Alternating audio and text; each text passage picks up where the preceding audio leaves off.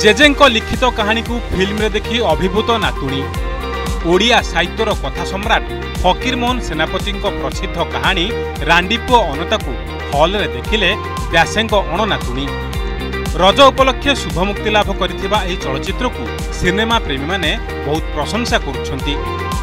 प्रसिद्ध चलचित्र निर्माता और निर्देशक सब्यसाची महापात्रंको अनंता देखिबा पई सिनेमा हॉल रे नाही नथिबा भिड़ जमुछि। भुवनेश्वर एक सिनेमा हॉल रे व्यासकवि फकीरमोहन सेनापति अणनातुणी मोनिका दास आसी अनंता देखि अभिभूत होइछंती। प्रतिक्रिया रे कहिछंती एभली चलचित्र ओडिशा रे निर्माण होई नाही, एतिरे कोनोसी त्रुटि नाही। ओडिशा इतिहास रे एही भली चलचित्र निर्माण होइतिबा नियारा। अनंता भितर अनेक अंतर्निहित गुण रहिछि जाहाको अन्य माने अनुभव करि पारुनाहांती। जड़े माँ निज पुओ को किभली संस्कार देइथाए एही चलचित्र ताहा प्रतिफलित होइछि। तेणु युवपीढ़ी एही चलचित्र देखि अनेक शिखिबा दरकार। हॉल रे फिल्म शो चलीथिबा बेले अनंता रोल रे अभिनय करुथिबा सब्यसाची पहुंची जाइथिले।